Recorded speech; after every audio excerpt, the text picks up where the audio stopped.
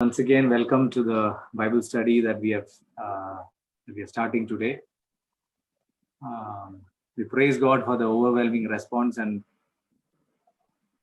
also for all of you have turned in. It's easy to give a yes over WhatsApp and difficult to come on this platform, join. So we are much thankful and at the same time fearful uh, for the task the Lord has entrusted upon us.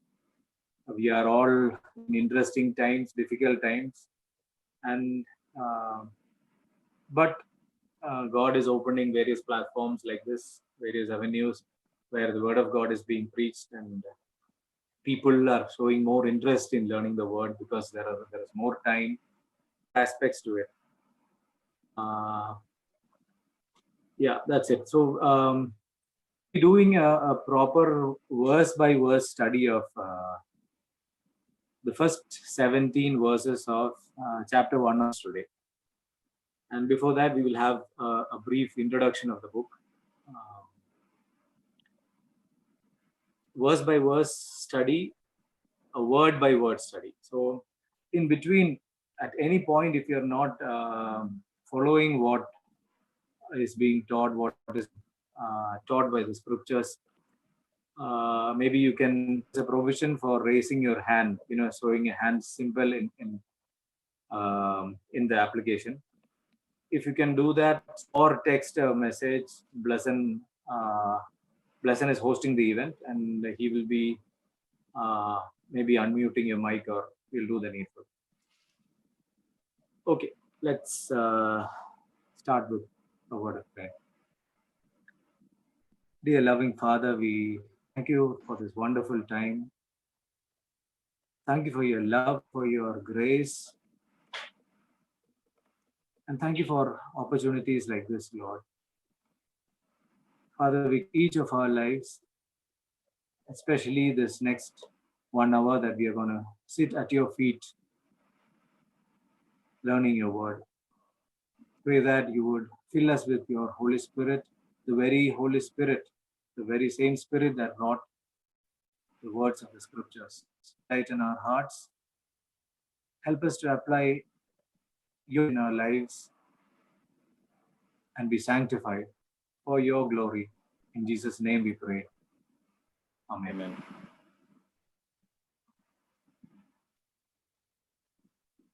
Okay, our general plan is to cover one whole chapter during each study, but today being the first study, we ought to have an introduction to the whole process and to the book of Romans. So we won't be able to complete the whole of the chapter. Hopefully we'll be doing the first 17 verses today.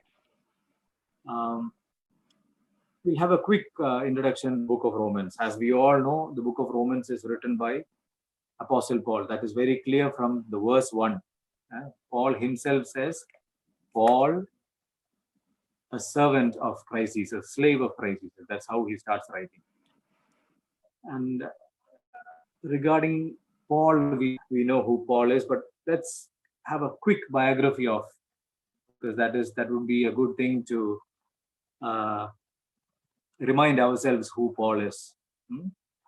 We see from the script that Paul is born as a Jew in the tribe of Benjamin. We read that in multiple portions of the scripture. In Philippians we read, in Romans itself we read. And he belonged to the sect of Pharisees. A zealous Pharisee of Pharisee, that's what he calls himself. His original name was Saul, and he was trained under the great theologian and philosopher of that time, Gamaliel. We see he was born in Tarsus and he was born a citizen. So that gave him a unique position in ministry as well. Going further, we know he was one of the cruelest persecutors of Christian faith, of Christians. And in fact, he was involved in the team that martyred Stephen. That we find in Acts chapter 7. In chapter 9, we see on the road to Damascus, Paul being converted by the direct appearance of Christ Jesus. Since then, and from that point of time, everything changed. We see in Galatians, this Saul, who became Paul, once converted to Jesus Christ, is approved of his apostleship by James and Peter and all those pillars of the church. We read that in Galatians. Then we study Acts, we see Paul commissioned by the church to undertake missionaries. So he's the apostle to the Gentiles. And I believe the most important aspect of Paul is that he authored 13 books of the Bible, of the New Testament, 13 epistles of the New Testament was written by Paul. And if we take Hebrews along with that, we don't exactly know who is the author of Hebrews. And if we add Hebrews, it becomes a number. 13 of the 27 books of the New Testament written by this person. Finally, he was martyred in Rome under the reign of the Emperor Nero. That is what we find. And he writes Timothy, the second Timothy, as his last letter. And if we look into the background, the history of it, this book of Romans was written somewhere between AD 55 and 56. And obviously, it was written to the Roman Christians. We see that we don't judge that because the title of the book is Romans. No, the title of the book it was not a book, it was a letter. So it was not titled Romans. We find that in verse 7 of the first chapter, where the letter is addressed to all in Rome, to the Christians in Rome who are called to be saints. So this letter is written to the Roman Christians in the capital city of Rome. It is again interesting that we actually don't know. I mean, Scripture doesn't clearly teach us how Christianity evolved. Christianity came out to grow in this capital city. Probably it might be through the preaching of the evangelistic work of people who got converted during Pentecost, at Pentecost, and they went back to Rome and propagated Christianity. And we also see in Romans chapter 16, the last chapter of Rome, Paul is writing to certain individuals. We find them people as Paul's friends. So maybe it is through these friends of Paul, whom probably Paul converted, the Roman church was established. But again, we see, as again in 16 of Romans, most other locations of churches in the first century, the churches in Rome were all home churches. Like the church that meet at the home of Aquila and Priscilla, that we see in Romans chapter 16, verse 3 and 4. So, and we also know that from while studying Romans, we'll know that the Roman church comprised of both Jews and Gentiles.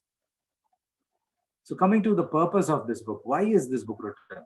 The primary purpose, Paul writing this epistle, this letter of Romans, to explain the gospel. The most important truth, the most important doctrine of Christian faith. That is his primary purpose.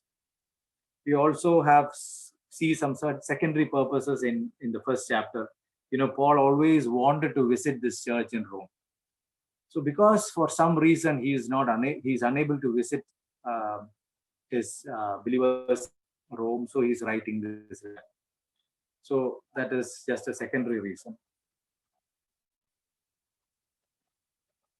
So what is the primary content of the book of Romans? Its central message is the redemption that is in Christ Jesus. The redemption that we have in Christ Jesus. The salvation we have in Christ Jesus. And if you look into the key verse in the book of Romans is unarguably Habakkuk. We see it in the 17th verse, chapter 1. The righteous will live by faith. The righteous shall live by faith. The just shall live by faith.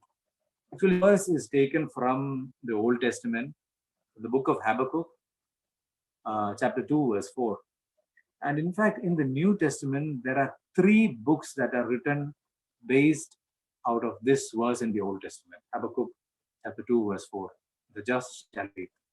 The first one is Romans, which talks about uh, what the gospel is, what the true gospel is. The second book of the New Testament that is written based on this verse is the book of Galatians. It deals the same subject in the opposite direction.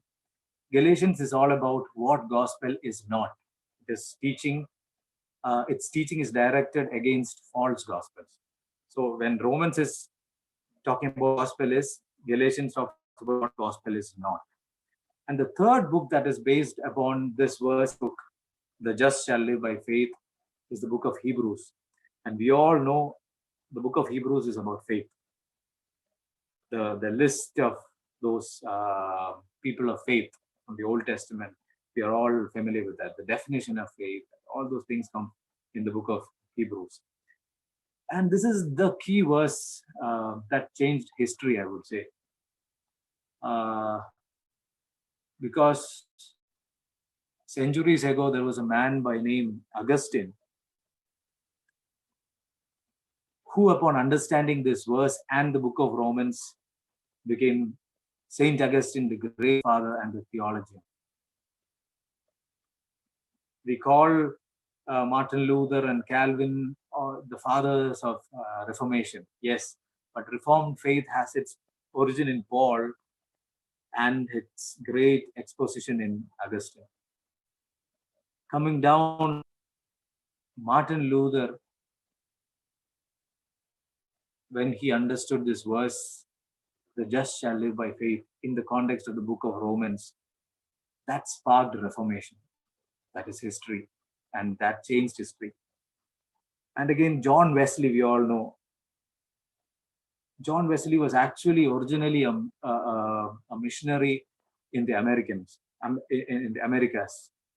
And it is said that even while he was missionary, he was a converted person. He himself says, went to convert the Indians in the Americas. Who will convert this wretched sinner? Who will convert this soul? And this cost him, this realization that he is not a Christian cost him a lot of trouble and disillusionment. And he came back and he happened to listen to a preaching from this verse, the just shall live by faith. He lived, that transformed his life, and that was the beginning of the great Wesleyan revival. So he changed based on this verse. What are the uniqueness of Romans? Quickly, I'm going to go right into the study very soon. Theologically speaking, it is the most comprehensive teaching on the gospel in the New Testament. The most comprehensive work. It is the opus magnum of Paul. It is doctrinally rich, well connected to the practical aspects, right from the first 12 chapters. It is rich in doctrine, and thereafter Paul takes us into the practical applications of that doctrine. There's around 74 references from the Old Testament. So Paul is bringing his doctrine, his thesis, his teaching on the God of Lord Jesus Christ only from the Old Testament. And interestingly, intellectually speaking, this book has a very logical, rational structure to it. In fact, that this book has been used by lawyers and logicians to teach logical thinking to their students. So such is the heritage of this book, such is the depth and value of this book. Let's start our verse by verse study of the book of Romans. Shall we quickly read? I'll be reading the ESV verse from the ESV version, verses 1 through to verse 7 study portion. We'll go. I'm sure all of you, if not most of you, if not all of you, have gone through the portion, have read it prior. Let's go into the text. Paul, servant of Christ Jesus, called to be an apostle, set apart for the gospel of God, which he promised beforehand through his prophets in the Holy Scriptures, concerning his Son, who was descended from David according to the flesh, and was declared to be the Son of God in power according to the Spirit of holiness, by his resurrection from the dead, Jesus Christ our Lord, through whom we have received grace and apostleship about the obedience of faith for the sake of his name among the nations, including who are called to belong to Jesus Christ. We'll stop there. We are not going to read the whole thing. We'll read portion by portion. Let's focus on the first verse. Paul, a servant of Christ Jesus, called to be an apostle, set apart for the gospel of God. Here in the first verse, Paul is actually presenting his credentials. His credentials in writing this epistle, this scripture, this piece of scripture. He's presenting his identity. There are 5 aspects to his credentials that is mentioned in the chapter, in the first verse. First is his name itself, Paul. Second is the word servant, translated in English as the word is servant, it is slave. All of the English translations use the word servant because the word slave has a negative connotation because of the darkness slavery had in the history of mankind. So almost all the translations use the word servant, but the true heaviness of the meaning, depth of the meaning is conveyed not by the word servant, but by the word slave. So Paul, slave. The third credential is called to be an apostle. And the fifth one is set apart for the gospel. We'll quickly see each of them. Paul doesn't use the word his original name. He uses his new identity. Paul is not ashamed of his new identity in Christ, and we don't see anywhere he using his old name. Paul, his new identity in Christ is his credential. When I was going through that, when I was thinking about that, I was reminded of a conference which I attended years ago, probably 10, 15 years. I think it was when I was a medical student. This Bible teacher was asking, what is your identity? Whenever we doctors write our name, we always want to have the prefix DR with us, because somehow we will be known ourselves as doctors, and that has become part of it. But that is not our true identity. My true identity is that I belong to Christ. I have this new identity in Christ. Paul is not ashamed. He even changed his name.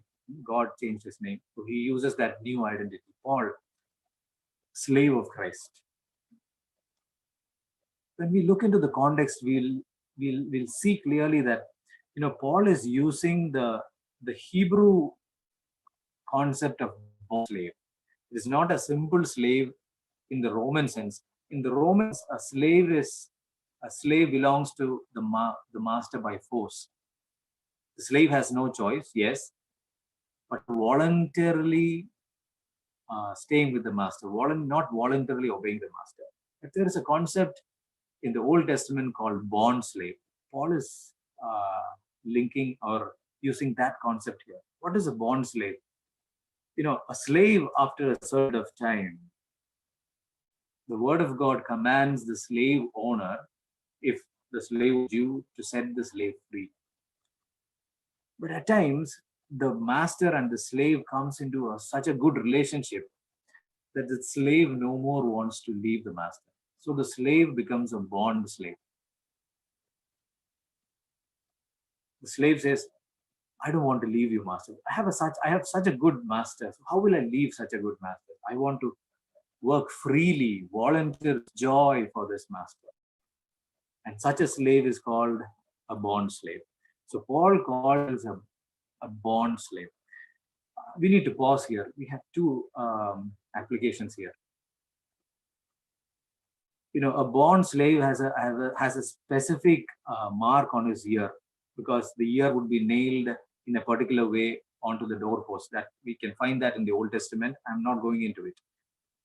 And easily, when a bond slave is walking through the market, he can be identified. So think about this. A bond slave is walking through a slave market or to the public place, and other slaves look at this bond slave and see, look at that person, look at that slave, bond slave. He doesn't want to leave his master. What sort of master would be that? What a good master would be he's serving. So the question is, Paul is assuming this title for himself, and for us, when people see us, do we see the goodness of the master we serve? That is the question we have. Will people say, this person, he works with me in the hospital, he works with me in my office, he is serving a good master? Does that happen in our lives? The second aspect is the attitude of Paul. He is calling himself the slave of Jesus Christ. That meaning, I don't have any rights. I don't want any rights. I'm submitting all my rights and privileges at the feet of Jesus Christ.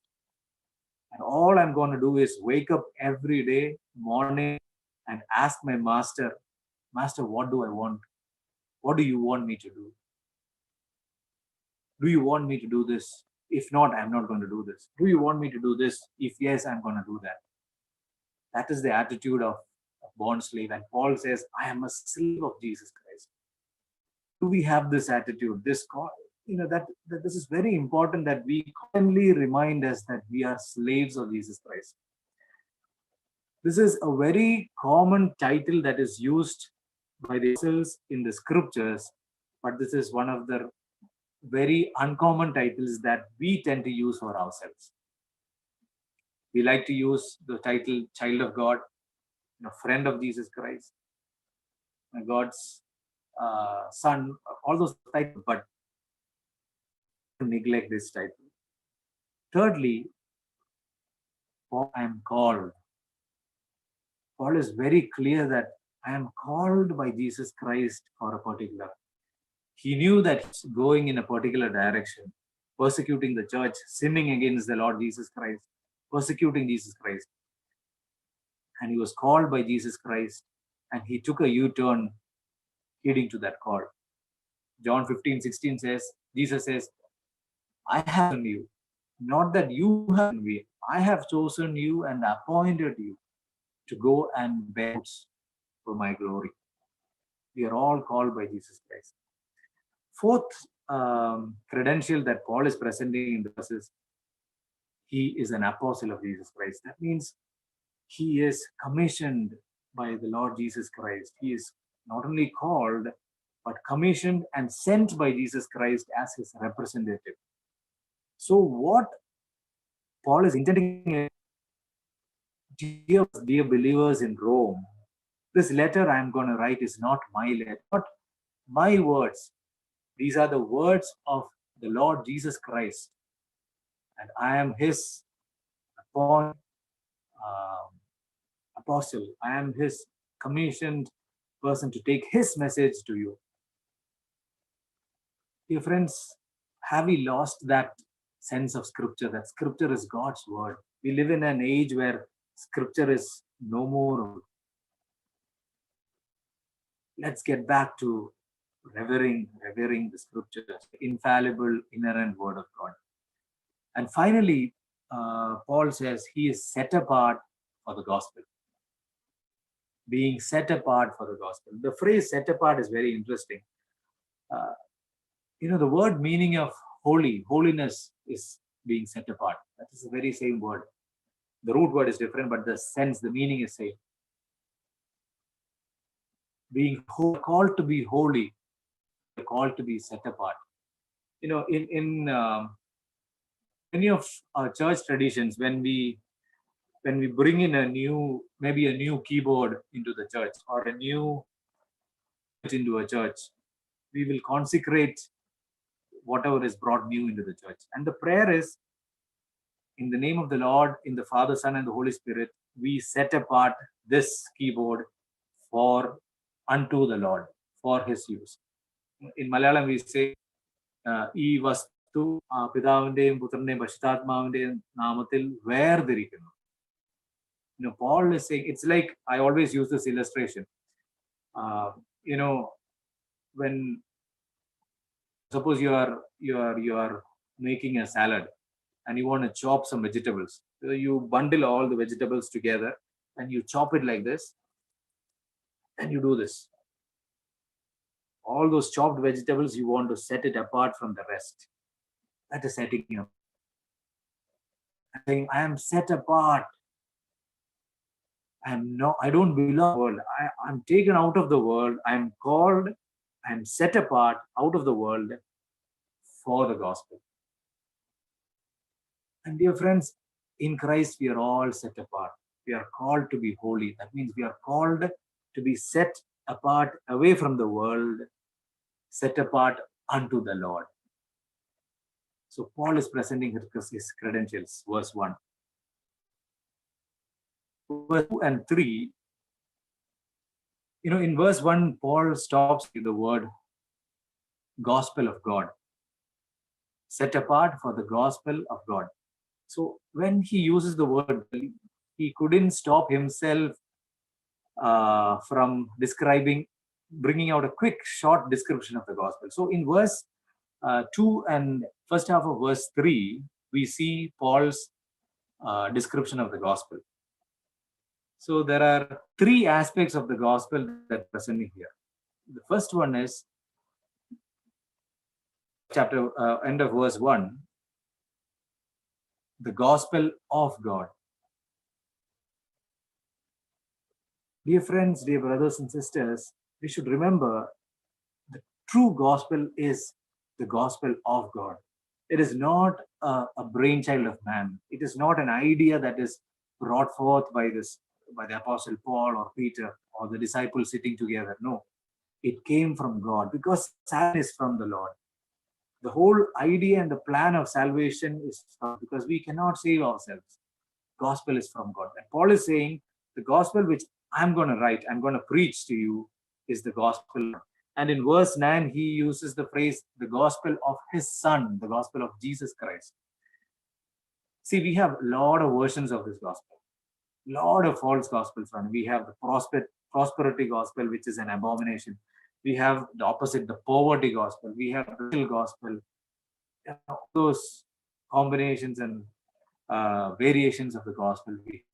And every one of them comes under the title false gospel, because there is only one true gospel, that is the gospel of God.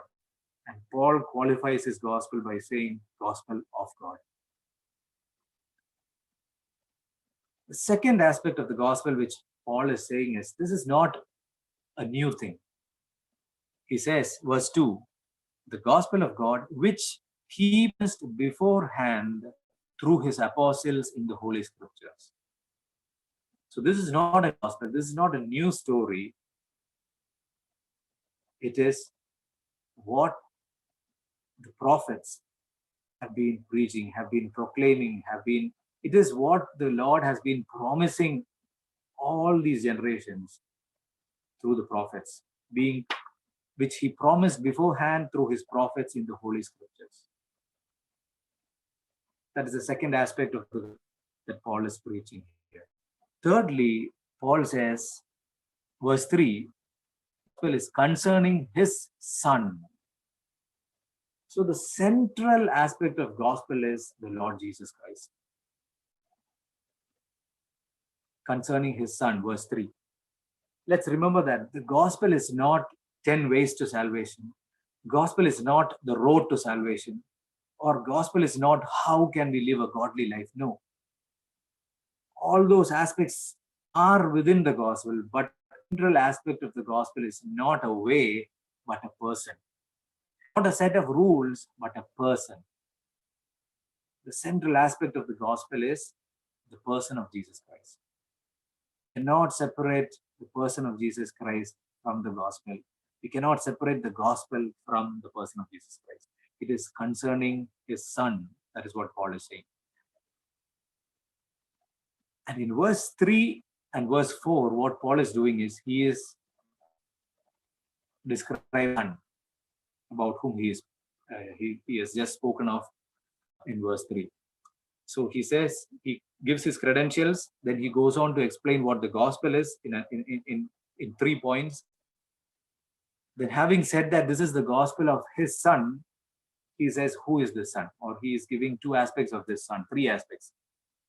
He says, verse 3, second half, concerning his son who was descended from David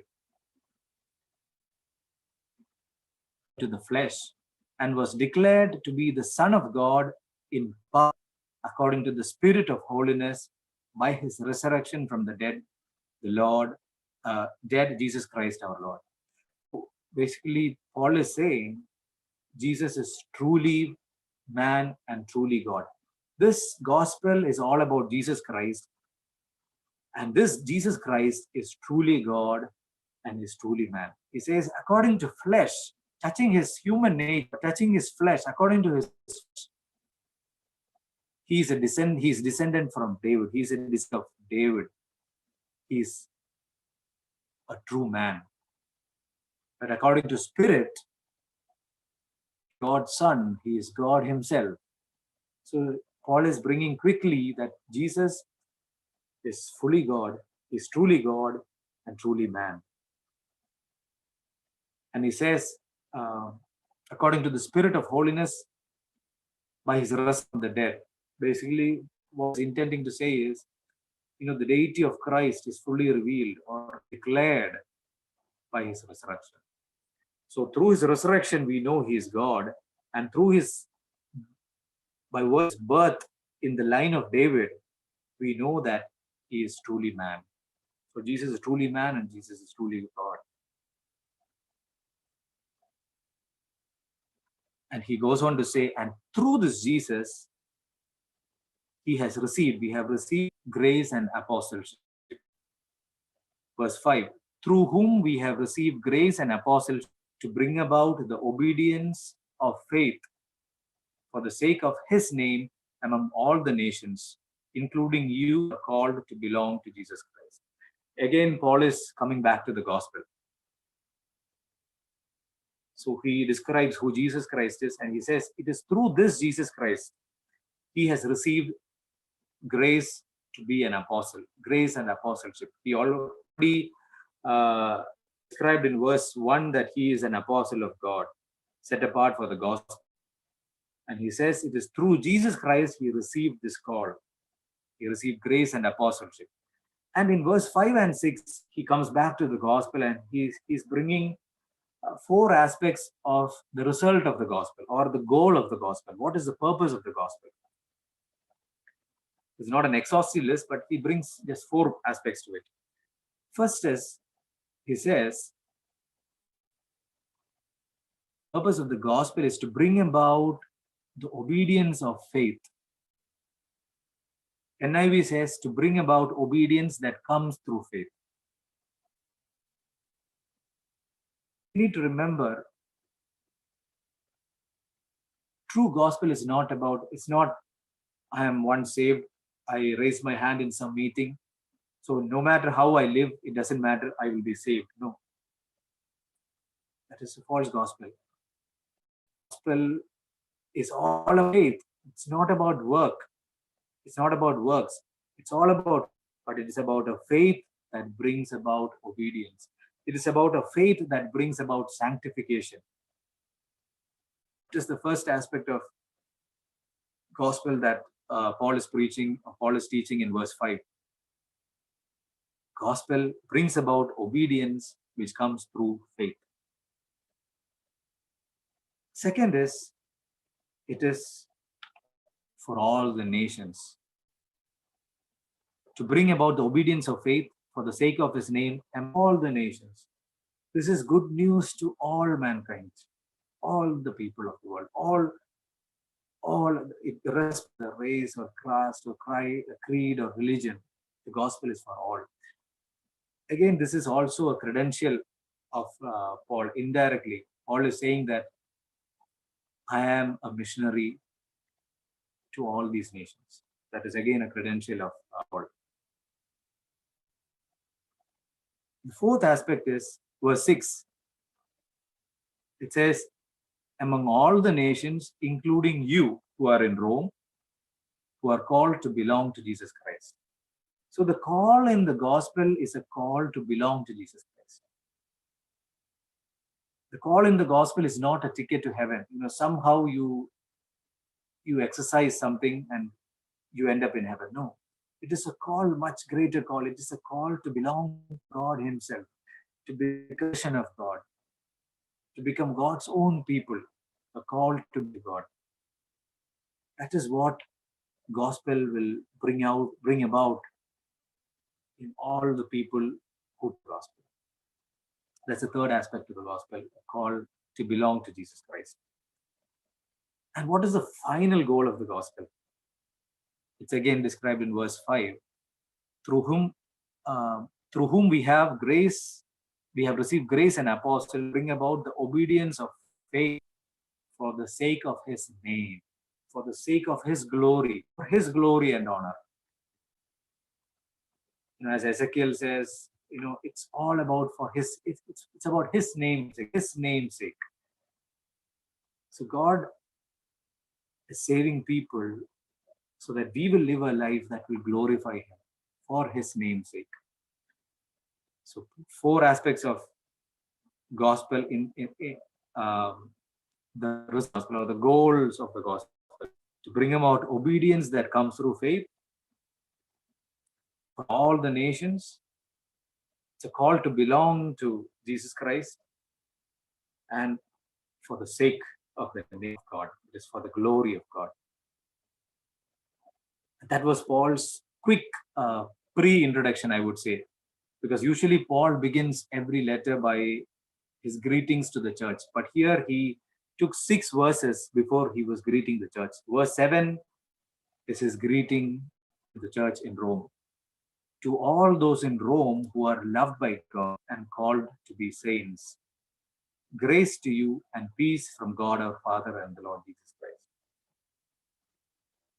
Actually, it is interesting to note, the word all, to all those in Rome is used about 75 times in the book of Romans. And I think if my count is correct, the word God, the word is used 75 times, and the word all is again used 75 times. So Paul is bringing just a side thought that's not very important here. So he's writing this letter to all the believers in Rome, to all those in Rome who are loved by God and who are called to be saints. Again, saints, to be holy, to be set apart, called to be set apart unto God, called to belong to God, as we have seen, belong to Jesus Christ. And again, the typical Pauline greeting, grace and peace from God our Father and the Lord Jesus Christ. Now, verse 8 to 15 is another section where Paul is actually 8 to 15 is a bridge from the introduction or the greetings to the chunk of the text, to the basic theme of the text. And what it's actually bridge, and what Paul is doing is actually writing a personal note to the in the Church of Rome. Paul is actually connecting the believers to his message in a way. That is what Paul is doing. Actually, I would call that a 6th credential. Verse 8 to 15 reveals how much Paul loved the believers in Rome, even though he has not seen most of them. Probably a few of them he would have seen his love and concern, how much he is for them, his longing to meet them. Now, I call it a number that as the sixth credential of Paul, or the seventh credential. If missionary to all the nations is sixth credential, this would be the seventh credential. When before Paul is intending to preach to the Church of Rome, we see a heart for the Church of Rome. Nothing that is lacking these days. I can preach to whoever is there online platform without any heart, any burden. That is the last thing which I want. Preach with a calloused heart. No heart, no deep longing for any one of you. That is not what God is intending. Paul, an important credential of Paul is that he has a personal connection, a personal burden, a personal love for the believers in Rome. And on that, he writes. So, next is 8 to 15. Paul's personal note. Verse 8. First, I thank my God through Jesus Christ for all of you, because your faith is proclaimed in all the world. First, I thank my God through Jesus Christ for all of you, because your faith is proclaimed in all the world. So Paul is basically thanking the Lord Jesus Christ, God, for the faith of the believers in Rome. As previously mentioned, we don't know how Christianity developed, how Christianity had its root in the Roman capital city. But in spite of, probably no apostle would have personally gone there. Peter was not there, because Peter's name is not written in the greetings in the last chapter of Rome. And from chapter we'll know Paul has been there. So probably no apostle would have been ever been there, but the God there. And their faith was growing, and it says the faith is and your faith is proclaimed in all the world. It's not a literally all of the planet Earth, all the Roman world. In all through the Roman world, the faith of the believers in the Church of Rome is being preached. And Paul is thanking the Lord for that. Shall we pause for a minute? I was thinking, we have some practical applications here. Now, are there people in our lives who would praise God, see we are growing in our faith? That's the first question that verse 8 is teaching us. Are there people in our lives? Maybe they have invested in our lives. Maybe they have shared the word of God in our lives. Do they praise God our faith? Or in other words, are we growing in the Lord, and are people praising God for that in our lives? Second is, we praise for a lot of reasons. I praise, for those parents who have joined for the study. We praise God when our children score good marks in the exams. We praise God when we clear an exam. We praise God when we get a job. Dear to us gets a job, someone dear to us gets some worldly goodies, we praise God. But how much do we praise God when our brother in Christ grows in education? How much do we praise God when one of our sisters in Christ is growing in faith? Paul is praising God. That is the first reason, or in fact the only reason that is mentioned here why Paul is praising God for the church in Rome. Moving quickly, time is almost there. Second thing is that Paul is writing is verse 9. For God is my witness, the God whom I serve with my spirit in the gospel of his Son. Paul is saying, God is my witness. Witness of what? That without ceasing, I mention you, verse 10, always in my prayers, that somehow by will I may now at last succeed in coming to you. For I long to see you, verse 11 says. So basically, Paul is saying, dear believers in Rome, I long to meet you in person for certain reasons. We'll come to that. And God is my witness for that. For what? That I always pray that I will be able to come and meet you. So Paul is constantly remembering these people in his prayers. How is our prayer language? What priorities in our prayers? We need to think about that and lead. So Paul is saying, the God whom I serve, how? In the service of the God of his Son. The God whom I serve is my witness that I constantly pray for you. I always pray that I'll be able to come and meet you. Verse 11 and 12. Why? Because I long for means therefore, because I long to see that I may impart some spiritual gift to strengthen you. That is, that we may be mutually encouraged by each other's faith, both yours and mine.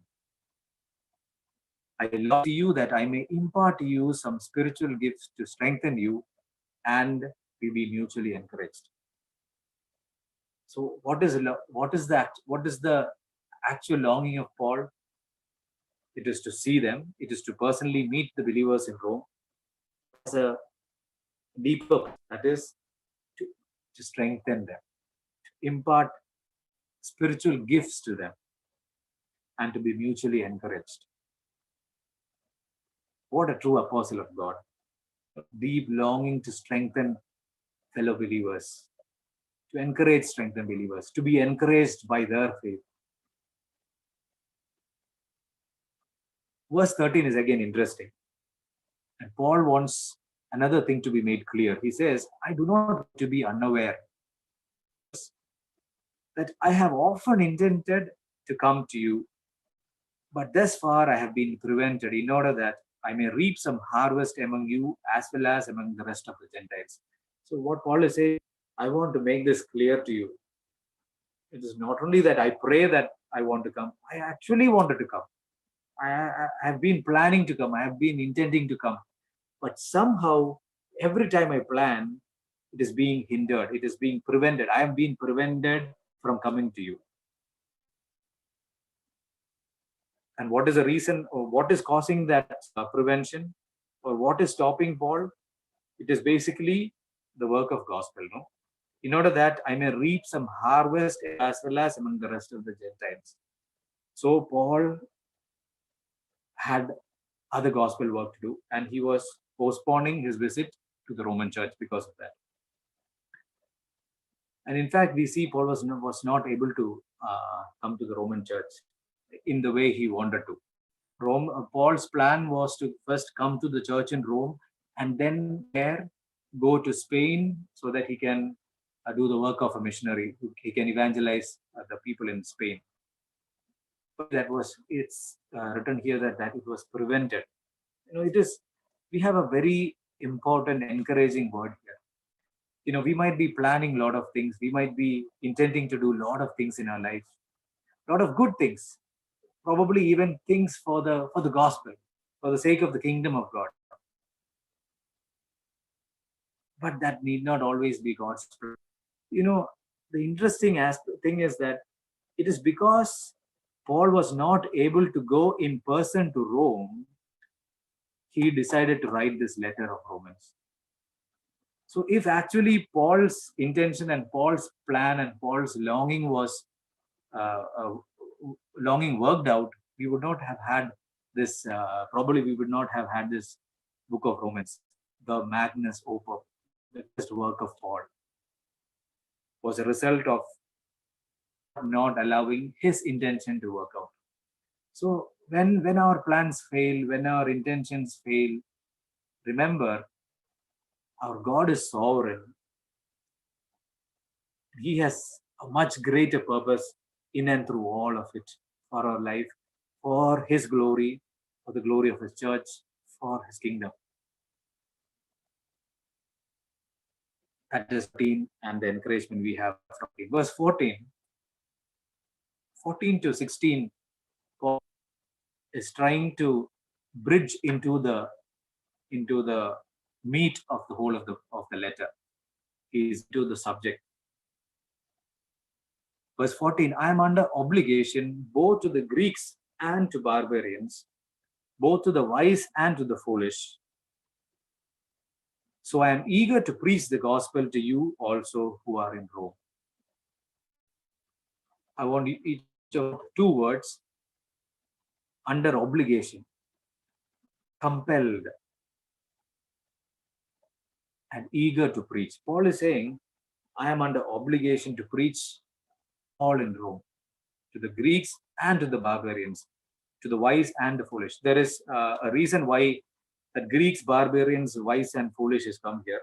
The Greeks are people who consider themselves as the most wise people on planet Earth. Greek philosophy, their teaching, and they think every other people as fools, as barbarians. So Paul is using that background here. Paul is saying, whether it be Greek, whether it be wise or foolish person or whatever, a barbarian, my goal, my intention is to preach the gospel. I am under obligation. I'm eager to preach the gospel. So we have a logical connection here. So Paul is saying, I am eager to preach the gospel to all of you. And the question is, do we share that eagerness to preach the gospel? 2 Corinthians, I think it's 2 Corinthians 5:14 that says, the love of Christ compels me. Paul is the very same Paul is saying, Christuinte sneham enne nirbandhikkunnu. The love of Christ compels me. And in 1 Corinthians it says, woe to me if I'm not preaching the gospel. ഞാൻ സുവിശേഷം ഘോഷിക്കുന്നില്ലേ എനിക്ക് അയ്യോ കഷ്ടം. That is what Paul, woe to me if I don't gospel. I'm compelled to preach the gospel. And why is Paul having this compulsion? And if we are not having that compulsion, we need to be on our knees. And we'll see why Paul is having this eagerness. The first reason is verse 14. He is under obligation. Paul has this sense of obligation. The reason for his eagerness to preach is his sense of obligation. Paul is saying, I have to preach. There is no other way. Because God invested his love, his grace, his forgiveness, his truth, that is his gospel, in my life. And I have this sense of obligation. I am compelled to preach that. I have this obligation to preach. There is no other way. Do we share this passion for the gospel of the Lord?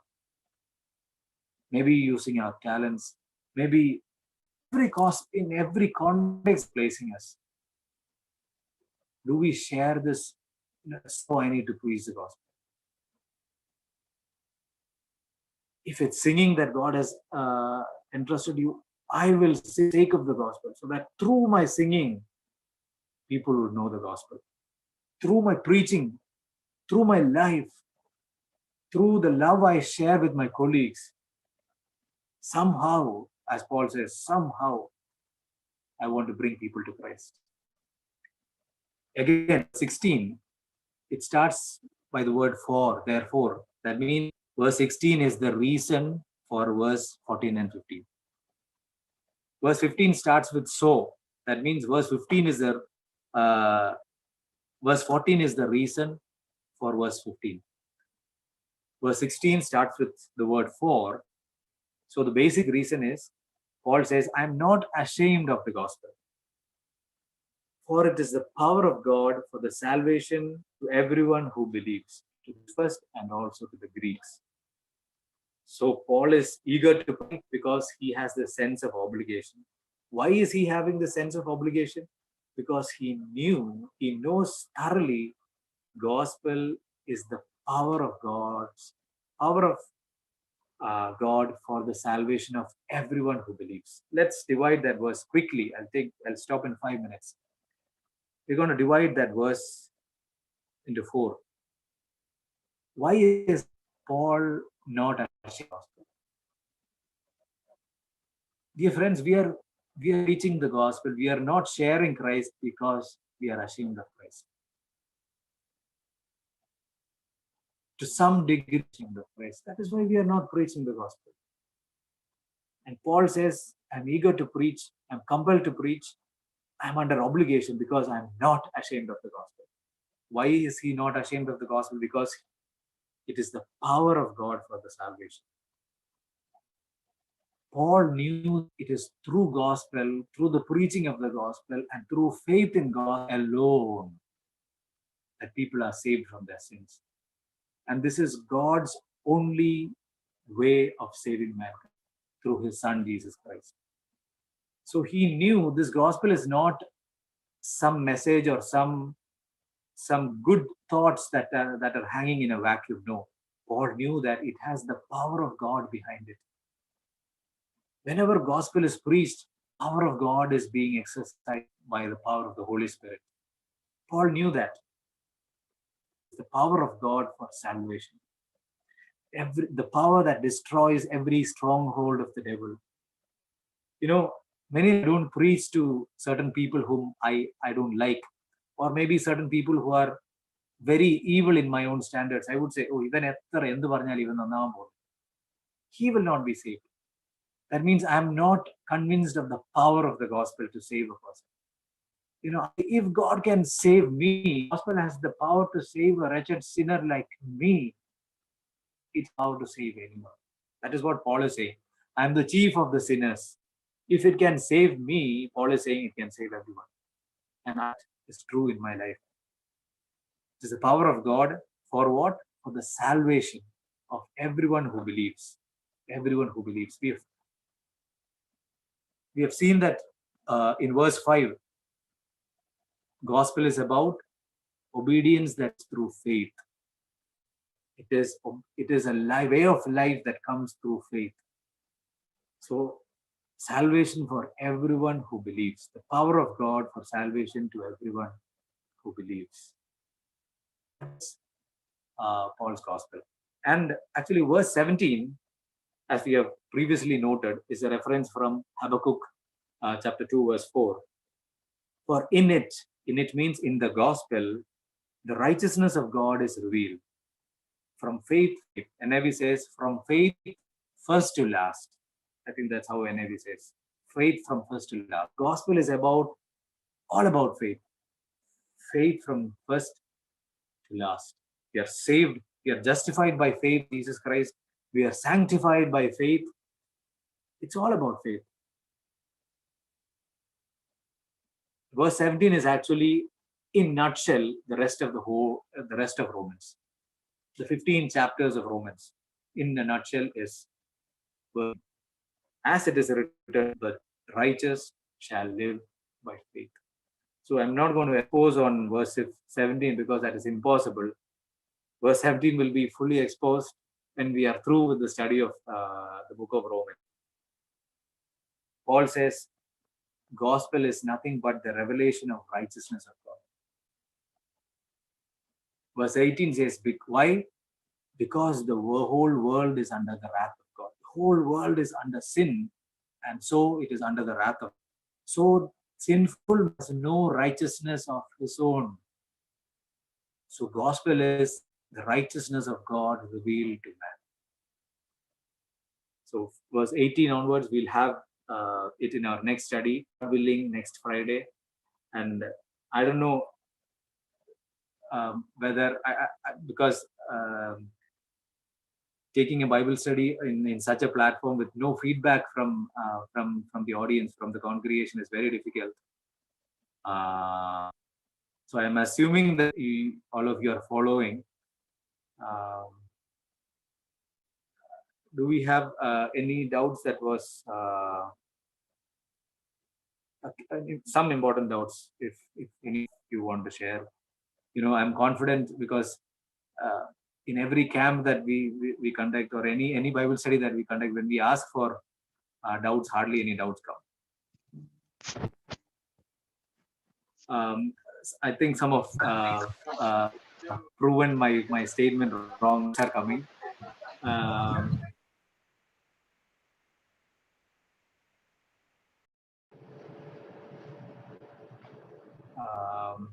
that would be a better option. Encourage. We have not gone into much of application during the study. I was basically exposing the word by word. We are trying to understand what Paul is writing. So application is the most important part, and that is between. And application is not my responsibility. My application is the work of the Holy Spirit. And for that, let me encourage each of you to sit with this text, 17 verses, based on what we have discussed. I encourage you to sit at the feet of the Lord, maybe in the coming few days. Don't any further, maybe today or tomorrow, and find your own applications.